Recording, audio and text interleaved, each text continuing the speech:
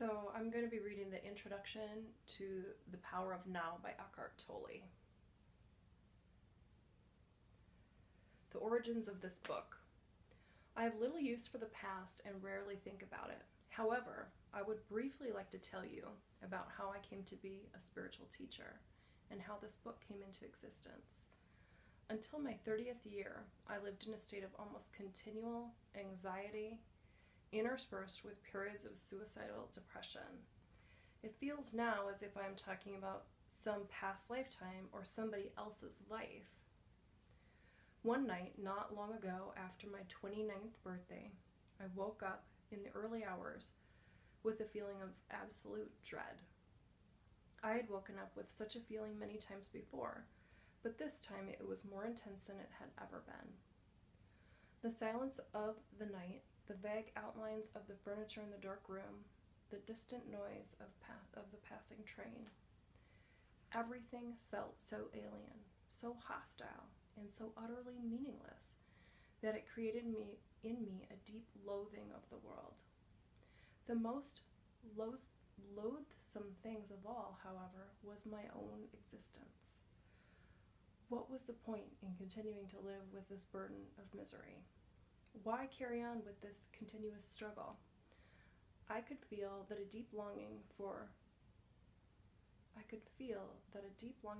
annihilation, for non-existence, was now becoming much stronger than the instinctive desire to continue to live.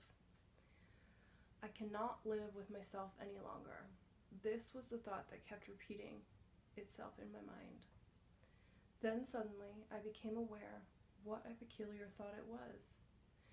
Am I one or two? If I cannot live with myself, there must be two of me. Then the I and the self that I cannot live with. Maybe, I thought, only one of them is real. I was so stunned by this strange realization that my mind stopped. I was fully conscious, but there were no more thoughts. Then I felt drawn into what seemed like a vortex of energy.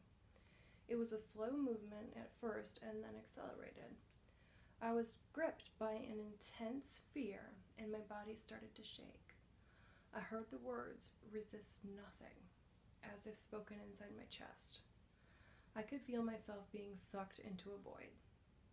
I felt as if the void was inside myself rather than outside. Suddenly, there was no more fear, and I let myself fall into that void. I have no recollection of what happened after that. I was awakened by the chirping of a bird outside the window. I had never heard such a sound before. My eyes were still closed, and I saw the image of a precious diamond. Yes, if a diamond could make a sound, this is what it would look like. This is what it would be like. I opened my eyes. The first light of dawn was filtering through the curtains. Without any thought, I felt I knew that there is infinitely more to light than we realize. That soft luminosity filtering through the curtains was love itself. Tears came into my eyes. I got up and walked around the room. I recognized the room, and yet I knew that I had never truly seen it before. Everything was fresh and pristine, as if it had just come into existence. I picked up things, a pencil, an empty bottle, marveling at the beauty and aliveness of it all.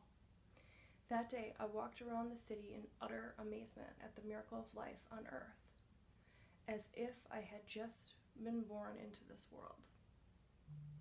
For the next 5 months, I lived in the state of uninterrupted deep peace and bliss. After that, it diminished somewhat in intensity, or perhaps it just seemed to because it became my natural state. I could still function in the world, although I realized that nothing I ever did could possibly add anything to what I already had. I knew, of course, that something profoundly significant had happened to me, but I didn't understand at all. It wasn't until several years later, after I had read spiritual texts and spent time with spiritual teachers, that I realized that what everybody was looking for had already happened to me. I understood that the intense pressure of suffering that night must have forced my consciousness to withdraw from its identification with the unhappy and deeply fearful self, which is ultimately a fiction of the mind. This withdrawal must have been so complete that this false suffering self immediately collapsed, just as if a plug had been pulled out of an inflatable toy. What was left then was my true nature as the ever-present I am. Consciousness in its pure state prior to identification with form. Later, I also learned to go into that inner timeless and deathless realm that I had originally perceived as a void and remain fully conscious. I dwelt in states of such indescribable bliss and sacredness that even the original experience I had just described pales in comparison. A time came when for a while I was left with nothing on the physical plane.